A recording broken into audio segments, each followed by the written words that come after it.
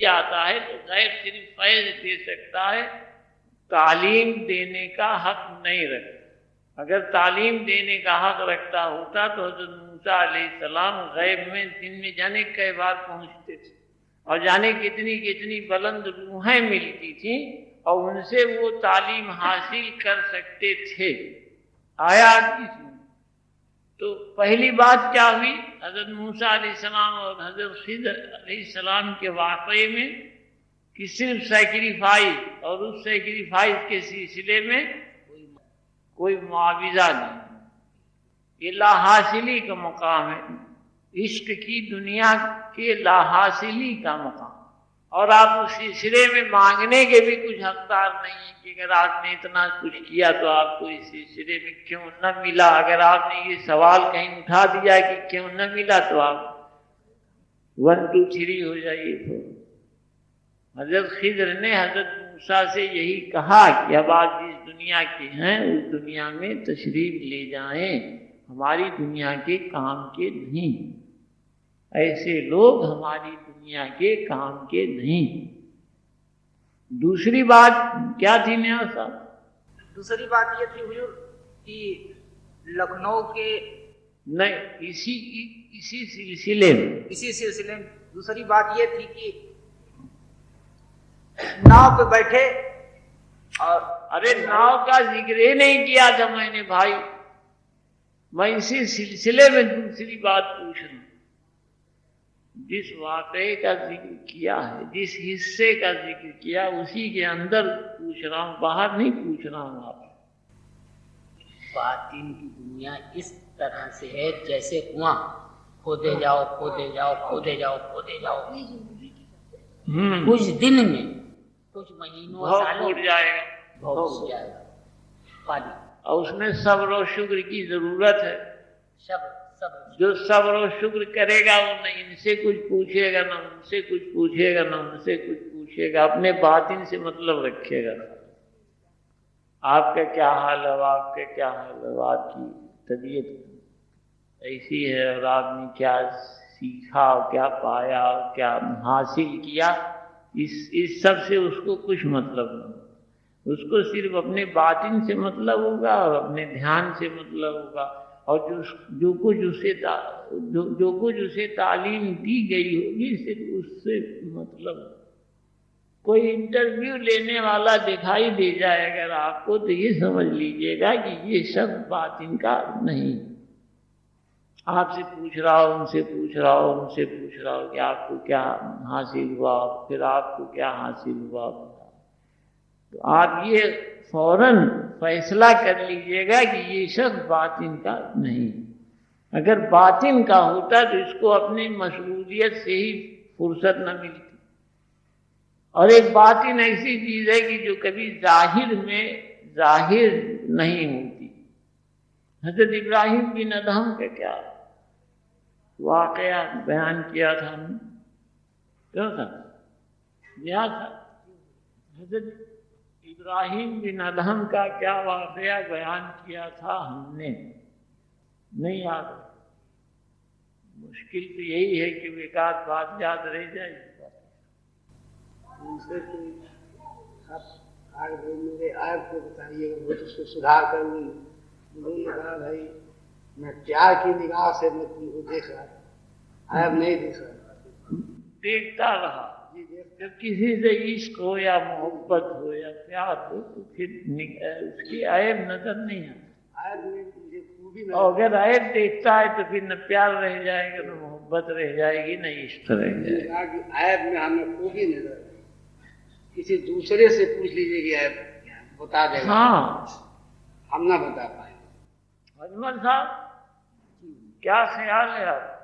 خیال حضور جیسا آپ نے فرمایا تو آپ کے زیر سائے جینے والے لوگوں اسی لیے تو کوئی کر لائق نہیں بتاتے رہیں گے۔ یہ جیسے وہ لفظ تھا نا بلند حوصلہ، اس کی کیا تشریح تھی؟ عشق مجازی کی بات تھی حضور۔ مجازی، جی مجازی، لفظ صحیح استعمال کیا کہ جس عشق میں اتنا حوصلہ ہو سچائی کا، وہی شخص باطن پانے کا بھی حقدار بنایا جا سکتا ہے کوشش کرنے سے۔ ایسے نہیں، ایسے لوگوں میں جوہر تو ہوتا ہی ہے، بغیر جوہر کے نہیں ہوتے لوگ۔ اب ان کو باطن سے ہی ایسا جوڑا جاتا ہے کہ وہ عشق سیکھ لیں۔ تو وہی دنیا داری میں عام طور سے، حالانکہ میں واقعہ ضرور پیش کیا گیا ہے، لیکن ایک بچے سے بھی ہو سکتا تھا عشق، ماں سے بھی ہو سکتا تھا عشق، پھیلائیے نہیں اس کو خام خواہ، لیکن اب واقعہ نہیں ہے جی بیوقوفی کی بات نہ کرو جی۔ عشق مجازی ایک بلند حوصلہ ہمت تھی کہ اتنا سیکریفائز اپنے لیے وہ نہیں کیا، بلکہ جس سے عشق کرتا تھا اس کے لیے جی رہا تھا، اور وقت بھی ضائع ہو رہا تھا، سب کچھ، روز چکر بھی لگائے، یہاں تک کہ دوسرے مذہب کا ہوتے ہوئے اور اس کے مذہب کا جنیو بھی پہن لیا کہ بھئی کسی طرح سے رغبت حاصل ہو جائے۔ تشریف نہ کیجیے، آپ کو اس چیز دینے کے لیے نہیں کہا میں نے۔ پھر یار عجیب تم لوگ، یہ جانور پن تم لوگوں کا شاید ہے کبھی۔ اس کا مذہب اس میں میں صرف مزاجی بلند حوصلہ پوچھ رہا تھا، تو یہ بلند لگے حوصلہ اس چیز دینے۔ سرکار بلند حوصلہ لوگوں کی، ارے کیا نام تھا کہ ہاں بتاؤ۔ اپنے لیے زندہ نہ رہ کر دوسروں کے لیے زندہ رہے، اپنا ہی ہاں، کام ہو تو پھر دوسروں کے لیے اتنی کام، سی چیز دوسروں کے لیے زندہ رہے، دوسرے کے لیے کس کام آتا ہے وہ دیکھے۔ اپنے تو سب کرتے ہیں کام، اپنے گھر کا کام، بچوں کے لیے مکان بنوانا، ایک دوسرے کا کتنا کام آتے ہیں یہ دیکھیں۔ یہی بھائی جہاں آپ کو حاصل نہ کچھ ہو رہا ہو، اب آپ وہاں پہ کچھ کر کے دکھائیں تو بات، اتنی سی چیز کے خالی خام خواہ کی آپ نے، اتنی بات سمبندھت ہو اتنا جواب ہونا چاہیے۔ واقعہ بیان کرو حضرت خواجہ خضر علیہ السلام کا اور حضرت موسیٰ علیہ السلام۔ حضرت موسیٰ علیہ السلام اور حضرت خضر علیہ السلام ایک مکان کی دیوار صبح سے اور شام تک تعمیر کرتے رہے۔ جب شام ہو گئی تو حضرت موسیٰ علیہ السلام کو نے فرمایا کہ بھائی اب تو بھوک لگی، اور ان لوگوں سے کہا جائے کہ بھئی اب ہم لوگوں کے کھانے کا انتظام کیا جائے۔ تو انہوں نے کہا کہ نہیں، اس کی کوئی ضرورت نہیں، اور ہم نے آپ سے کہا تھا کہ باطن میں معاوضہ نہیں ملتا ہے۔ ارے امتحانوں سے گزر جائے، ریاض سے گزر جائے تو ملتا ہی ہے کیا، لیکن اس کے وہ تو پہلے نہیں، جی ہاں، لا حاصلی کا لا حاصلی کا مقام ہے۔ کنواں کھودنا کئی طریقے سے بتایا، لیکن کیا کچھ بھی دماغ میں نہ دھسے، کئی طریقے سے بتایا، سوچ یہی ہے کہ کچھ بھی نہ رہے، دودھ پٹائیں اپنی طرف سے تمام جوڑ تو جیسے گندم نہ بہن رسد گھس غنیمت، اگر گیہوں نہ ملے شاہی بیان فرمائی۔ حضرت خضر نے کیا کہا تھا موسیٰ علیہ السلام کہ بھئی ہم سے معاوضے کی بات کہ اس کے بدلے میں کچھ ملے یہ نہ ہو سکے۔ یہ باطن کی سیکریفائس، جی آہوتی جی قربانیاں، اس میں آپ کسی طرح کے ریٹرن کی خواہش نہیں کر سکتے۔ بھئی ہونا یہ چاہیے تھا کہ جس وقت حضرت خضر نے فرمایا جب شام ہو گئی کام ختم ہو گیا، انہوں نے فرمایا کہ چلو سفر شروع کیا، کسی دوسری بستی میں جا کر قیام ہوگا، اس میں وہ رکنے کے لیے بھی نہیں تیار۔ اس پہ حضرت موسیٰ نے کہا کہ بھوک لگی بھائی صبح سے شام تک کام کرنے کے بعد، تو اس محنت کی عوض میں محنتانہ کیوں نہ آن لیا ہے، گھر کے پاس گھر ہے یا جو ان کے رشتے دار ہیں یا جو لوگ اس یتیم لڑکے کے جو لوگ رہ گئے تھے کنبے میں، یا اس گاؤں والوں سے کہا جائے؟ تو حضرت خضر نے فرمایا کہ جی اس کی کوئی ضرورت نہیں کہیں سے۔ تب گئے الجھ گئے تو کیا کہا تھا انہوں نے؟ الجھ کیوں؟ کیا کہا تھا الجھ کے؟ حضرت خضر علیہ السلام سے کیا کہا تھا بتاؤ؟ کہ بعض آپ صبح سے شام تک ہاں تو آپ نے کیوں محنت کی؟ اب وہ سیکریفائز یا آہوتیاں یا قربانیاں ان کے ذہن میں نہیں موجود۔ یہ خاص چیزیں دھیان دیں، جو کام کریں ہم اس کا ریٹرن ہم کو ملے، اور اگر ریٹرن نہ ملے تو ہم نہیں کریں۔ اگر کوئی پراپتی نہیں ہوتی ہے تو پھر کوئی مطلب نہیں آیا۔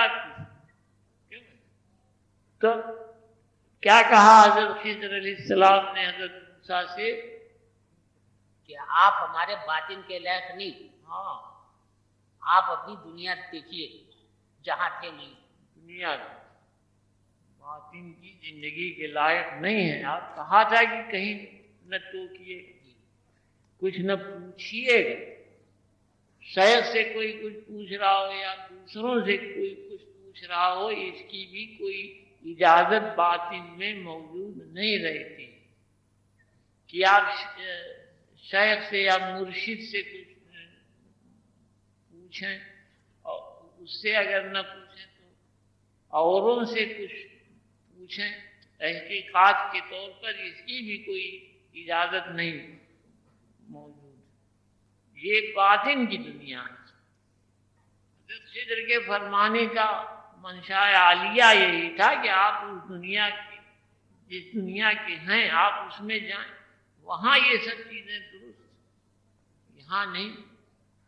تب حضرت پیغمبر نے کیا فرمایا ان سے؟ حضرت خضر سے کیا فرمایا؟ ہاں غلطی تو ہوئی، ہاں آئندہ ایسا نہ ہو۔ وہ کیا تھا بھائی ساتھ رہو۔ دوسری بات اور کیا اس سلسلے میں ہوئی تھی؟ نہیں، گنگو والی کیوں ہے؟ حضرت قدوس گنگوئی، ان کا سلسلہ کیا ہے؟ ان کے یہاں قوالی ہو رہی تھی۔ سلسلہ صابریہ سے اس سلسلے میں ہم لوگ ہیں۔ حضرت کس طرح سے نام لیے تھے ہم نے کچھ یاد ہے کیا؟ دھیان میں رہنا تو کیا ہوا تھا؟ وہ وہاں سے وہاں پہنچ گیا، پھر قوالی ہوئی، اور پھر وہ کنویں میں گرے، اور پھر پانی نے اچھال دیا، حال وقت تھا، اور پھر سجادہ صاحب اپنی ابا و قبا اتار کے روضے کے اندر داخل ہو گئے۔ یہاں سے شروع کیے تھا کیا ہوا تھا؟ حضرت قدوس گنگوئی باہر تشریف لے آئے، وہ کہاں باہر لائے؟ بظاہر تھے بھائی ان کے جو سجادہ نشین گئے تھے جھنجھلاہٹ کے دور اپنی ابا قبا لے کر۔ ہاں یہ اتنا ہی تو آپ نے فرمایا کہ اسے اٹھا لو اور جہاں بیٹھے تھے وہاں بیٹھ جاؤ، یہی غنیمت ہے۔ یہ بھی بہت ہے، نہیں تو یہ بھی چھین لیا جائے گا۔ تم نے کیا کھویا یہ بتاؤ، جو پانے کی کچھ تمنا رکھتی؟ تم نے کیا کھویا ہے جو پانی کی تمنا رکھتے ہو؟ کھویا کی تشریح کی تھی ہم نے کہ آپ کسی چیز کو کھوتے ہیں کا مطلب یہ کہ اس کے ریٹرن میں آپ کو کچھ نہیں ملنے والا۔ جب آپ کو پوری طرح معلوم ہو کہ اس سلسلے میں ریٹرن میں کچھ نہیں واپس لوٹے گا، تو وہاں لفظ استعمال ہوتا ہے کھویا، اور پھر اس پر عمل کرنا، یہ محسوس ہوتے ہوئے بھی کہ اس سلسلے میں کچھ ہمیں ریٹرن میں نہیں ملے گا، تو بہت ہمت کا کام، تو بلند ہمت اسی سلسلے میں استعمال کرنا۔ چل بھائی ہجر ہاتھ آیا، اب آپ اس واقعے پر بھی اگر دھیان دے لیں تو اس سلسلے میں ہجر ہاتھ آیا ہو، حاصلی کا مقام ہے وہ، اور اس سے گزر جانا، ایک پہاڑ اٹھا کے رکھ لینا ہوتا تو بھی جوہر، کسی خاص جوہر ہی کا کام، ہر ایک کے بس کی بات نہیں، ورنہ ادھر ادھر تمام بھٹک جائے آدمی دنیا۔ دل بہلانے اور طبیعت خوش کرنے کے لیے تمام راستے، اب اس ایک راستے پہ جڑ کے قائم رہنا، اور اس میں جو کچھ بھی پیش آئے اس کو صبر و شکر کے ساتھ برداشت کر لے جانا، یہ بہت بڑی ہمت کی بات ہے۔ ہر ایک قدم پہ پوچھتا ہے یہ دل بھی عجب دیوانہ ہے۔ ایک شعر سنیے، شاید آپ ان کی سمجھ میں معنی آ جائے، لیکن مجھے امید ہے نہیں کہ آئے گا کچھ بھی سمجھ میں۔ ہر ایک قدم پہ پوچھتا ہے یہ دل بھی عجب دیوانہ ہے، اب ختم یہی ویرانہ ہے یا آگے بھی ویرانہ ہے۔ ہر ایک قدم پہ پوچھتا، یہ لاحاصلی کا مقام ہے۔ ہر ایک قدم پہ پوچھتا ہے یہ دل بھی عجب دیوانہ ہے، اب ختم یہی ویرانہ ہے یا آگے بھی ویرانہ ہے۔ جب معلوم ہے کہ ویرانے میں قدم رکھا ہے تو بلا وجہ پوچھتا رہتا ہے کہ یہ ختم ہوا کہ نہیں ہوا، ختم ہوا کہ کب ختم ہوگا، یہی تک ہے کہ اس کے آگے بھی ہے۔ ہر ایک قدم پہ پوچھتا ہے یہ دل بھی عجب دیوانہ ہے، اور ختم یہی ویرانہ ہے یا آگے بھی ویرانہ ہے۔ حضرت طریق جونپوری یہ بہت زبردست صوفی بزرگ گزرے ہیں، یہ انگریزوں کے زمانے میں تھے، رشیدیہ سلسلے سے پائے تھے، صرف 1 گھنٹے کے لیے باہر آتے تھے، اس کے بعد دن بھر اور رات بھر حجرا تھا اس کے اندر تشریف فرما۔ جونپور ایک نائی کی دکان تھی، اس پہ تشریف رکھتے تھے، وہیں اس کو ملنا ہوتا تھا کہ ملاقات حاصل کر لیتا تھا، اور اس کے بعد پھر صاحب ریاض۔ وہ زمانہ ایسا تھا کہ تمام ریاض کرنے والے، باطن کی زندگی جینے والے بہت لوگ تھے، اب نہیں۔ تو حضرت عبد القدوس گنگوہی پوچھ رہے ہیں کہ تم نے کیا کھویا، تو آگے نکلا جائے یا ابھی اسی کے گرد ہم لوگ گھومتے رہیں؟ کیوں بھائی، نہ سمجھ میں آیا ہو تو پھر دوہرائیں۔ نیاز صاحب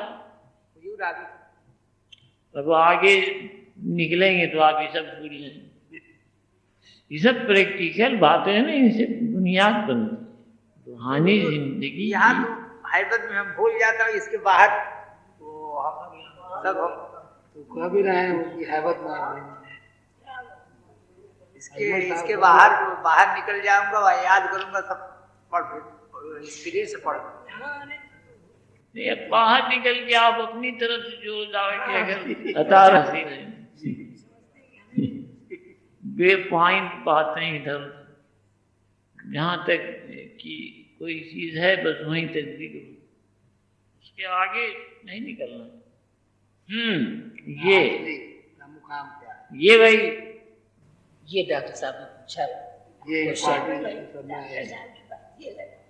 حاصلی کا مقام یہی ہے۔ اب ڈاکٹر صاحب سے یہ ڈپٹی صاحب ہو،